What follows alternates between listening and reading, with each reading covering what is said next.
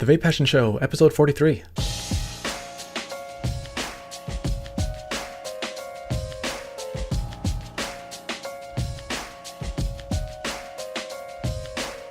Hey, welcome back to the VapePassion Show. This is episode 43, and I'm recording this on Sunday, November 20th. This week we're going to talk about vaping etiquette for the holidays, new MasterCard policies targeting the vape industry, tobacco causes gene mutations but vapor doesn't, using DIY flavor concentrates to flavor beverages and to stay hydrated, and why you should vape menthol, mint, and eucalyptus when you're sick. Alright, so if you're planning on buying any vape products anytime soon and you want to support this show, consider going to vapepassion.com/vendors and buy from one of those links. I have 52 vendors listed currently, so go check it out and see if your favorite vendor is listed. I'll get a small commission, but it doesn't cost you anything extra. I also plan to put up a post on my site with a bunch of Black Friday deals, so that should be up by the time you listen to this. Check it out and plan to pick up some stuff for a really good price. I've said this a bunch of times before, and I'll say it again. Black Friday and Cyber Monday is probably the best time of year to get vape stuff. Alright, so this week I have a beer from Sierra Nevada Brewing Company. This one is called Beer Camp. It's a tropical IPA, which has a really interesting mix of mango, papaya, and bitter orange. I've never had this before, so I have no idea if I'll like it, but it sounds pretty good. According to the Pairwise app on my iPhone, this one pairs well with dessert flavors like macaroons, lemon meringue, caramel, gumdrops, and candy corn. The closest thing I have to any of those is the Legend. This is from Vintage E-Liquids. It's a classic tobacco blend with caramel and vanilla. I don't really get any tobacco from it. It just tastes like caramel and vanilla to me, but I really love this e-juice. It's so good. So first let me try this beer. I've been really excited to try it. That's good. It smells really good too. Yeah, I'd say that those flavors go pretty well together. Very good. Okay, so let's get into the first topic of the show, vaping etiquette for the holidays. So it's pretty common for families to get together for dinner on Thanksgiving. Whether the dinner is at your house or someone else's, you should keep etiquette in mind. So my first tip would be to treat vaping like smoking. The majority of people in the world, and particularly in the US, still believe that vaping is as bad as smoking. If you fire up that mod and start blowing vapor into a room of people, you're going to make people mad and uncomfortable. I recommend going outside, like you would as a smoker, which sucks. You know, it sucks to be treated like a smoker, especially when it's cold outside. But I think it's better to suffer through it for one day than to give everyone a bad impression of people who vape. All right, number 2, educate your family about vaping. So now that you have your whole family together, this is your chance to educate them about vaping. It's a great topic to bring up around the dinner table. Tell them about the research that has been done. You can mention the Public Health England study that says that not only is vaping 95% less harmful than smoking, but also that there's no evidence suggesting that vaping leads to smoking. I'll have a link to that in my show notes too if you want to go read that. Number 3, ask for permission. So you definitely don't want to vape at the dinner table. I think this goes without saying, but I don't know, maybe not, because I've actually seen people vaping indoors in public places where it's obviously not allowed. So it's not as common sense to some people, I guess. I think this happens because a lot of vapers feel that there's nothing wrong with vaping. And in my own opinion, I believe that to be true too. But we have to be considerate of the people who don't believe the same. If you want to vape inside the house, ask for permission. Even if it's just the garage, ask for permission. Okay, number 4, think of the kids.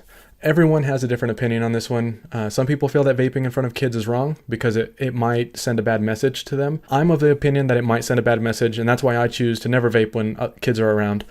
Kids might not understand the difference between vaping and smoking, even if you tell them. But that depends on how old they are, of course. But I think it's better just to not vape around them. All right, number 5, don't put anyone on the spot. So if you are thinking about asking for permission to vape indoors, consider that you might be putting your host on the spot. They might tell you that it's okay because they want to make you feel comfortable or they don't want to offend you. But they might actually not want you to vape inside their home. And even if they don't mind, you have to consider the other guests too. If you put anyone on the spot, they might not feel comfortable telling you no. Okay, so there are my 5 vaping etiquette tips for the holidays. I think that in most cases, your best bet is to treat vaping the same as you would smoking. It's better to play it safe than to give your family a bad idea of vaping. And one other tip, take some holiday e-juices with you.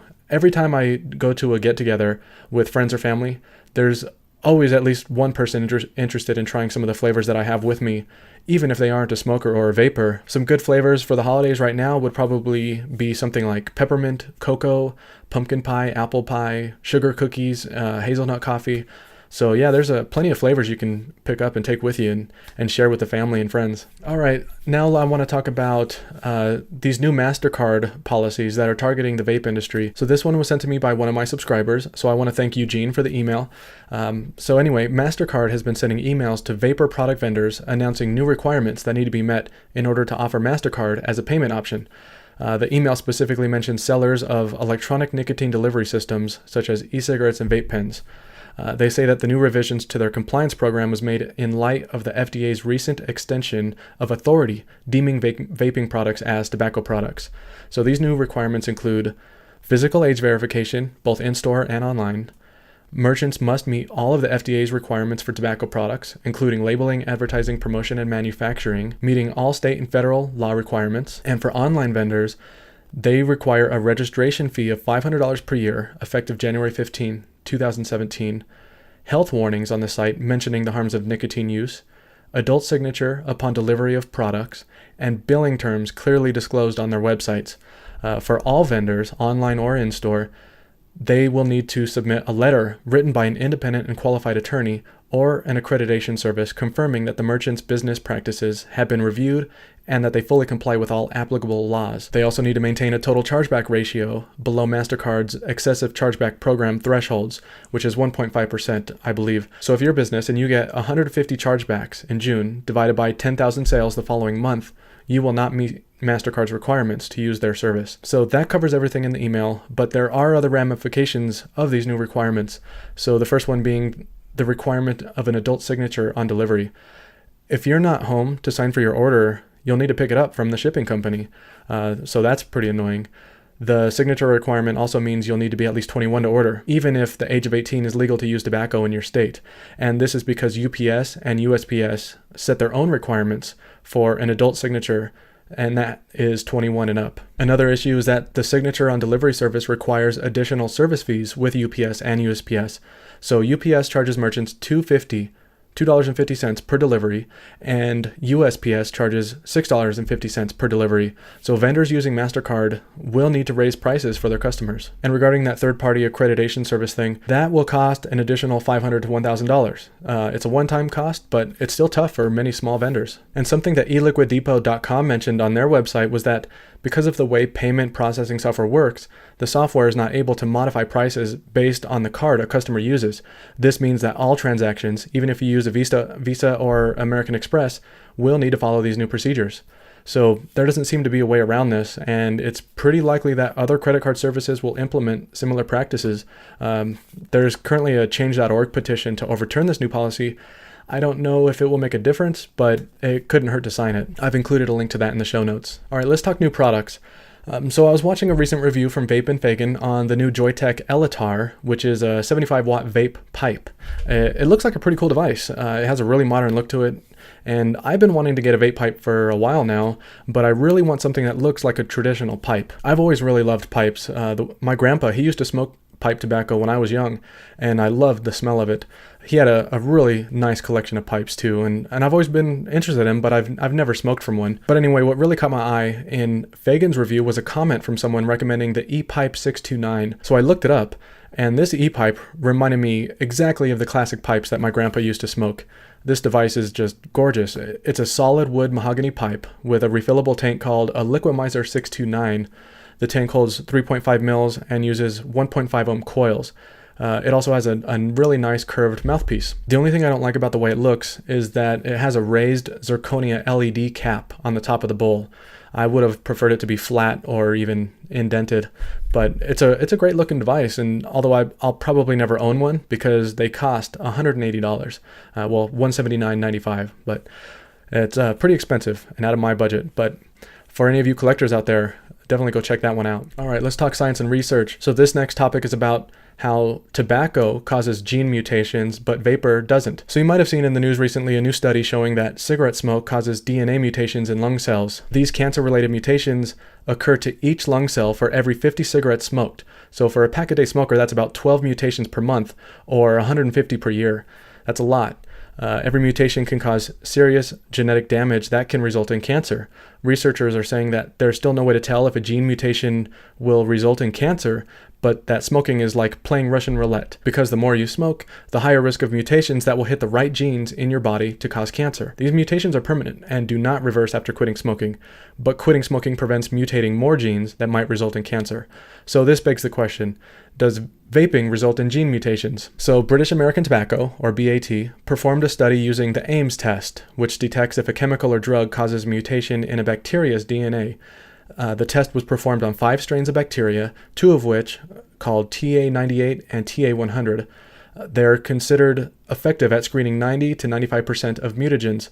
So TA98 and TA100 are commonly used in tobacco smoke tests, but have never been used to test vapor. The researchers tested both tobacco smoke and e-cigarette vapor from the Vape e-pen to compare the differences between the two. They trapped particulate matter from both products on a filter pad, reduced it down to a solution, and exposed the test bacteria to different concentrations of that particulate matter solution. They also tested fresh smoke and fresh vapor on the bacteria. So like expected, the smoke caused mutations in the bacteria. The larger the dose, the more mutations that occurred. It only took 24 minutes to cause mutations with the cigarette solution.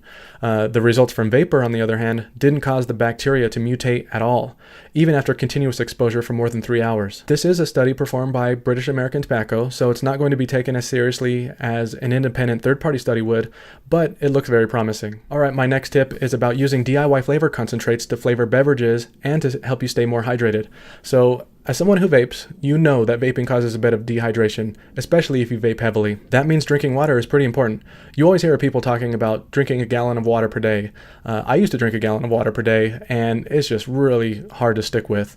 You have to drink water constantly, and you'll have to go pee every 10 minutes, or at least I did. It really sucks. But you don't need to drink a gallon of water per day to stay well hydrated. Health experts usually recommend 8 glasses of water per day.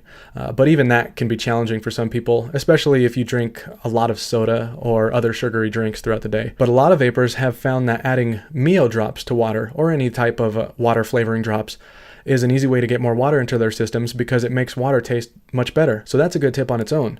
But another really cool tip is that you can also add flavor concentrate drops to your water. So if you make DIY e-juice, you probably have a whole drawer full of flavorings that you can use to flavor your water. And if you look at your bottle of concentrate, you might even see right on the label that it says that you can use it to flavor beverages, because a lot of labels actually do say that. You just need to make sure that the flavoring is water soluble, which is all you should be using to make DIY e-juice anyway. You definitely don't want to make e-juice with oil-based concentrates. You can add these concentrates to water, club soda, coffee, tea, or any other beverage. The recommendations I've seen online say to add 1 drop per ounce of water, but you can add more or less to your preferences. And what's really cool about this is that you can flavor your water with any flavor that you can think of, rather than just what you get with like the commercial brands like Mio. If you want your water to taste like New York cheesecake, vanilla bean ice cream, cinnamon roll, or anything else, you can. And I've also heard that adding a drop of concentrate to a shot glass of water is a good way to get an idea of what a flavor tastes like too. That's a really great way of testing concentrates for any of you DIYers out there. Okay, and one last tip. If you get sick, vape menthol, mint, and eucalyptus. So it's that time of year where everyone catches colds. And I came across this thread on Reddit with someone recommending that if you get sick, vape a mixture of menthol, mint, and eucalyptus e-juice, which will have a soothing effect on the lungs, at least according to them. So this is the first time I've heard anyone recommending eucalyptus, but I have heard of vaping mint and menthol. I've even done it myself, and I also felt like it worked, but it could have been all in my head. But a lot of people do agree that menthol is good when you're sick. And I've talked about the benefits of vaping menthol before, and one thing to keep in mind is that real menthol has medicinal properties, which is why if you buy menthol e-juice for the purpose of using when you're sick, make sure that it's made with real menthol, because not all menthol e-juices actually use real menthol. If you want to be certain that you're vaping real menthol, you can pick up some menthol crystals online and drop some into your e-juice of choice. It'll dissolve in the solution with a little bit of time. People say a good starting point for menthol crystals is 1%, but I don't have any experience with it myself, so I can't say for certain. Some people also say that if you see improvements from vaping menthol e-juice when you're sick, it's a placebo effect, and that could be true, but I think it's important to point out that the placebo effect can be helpful.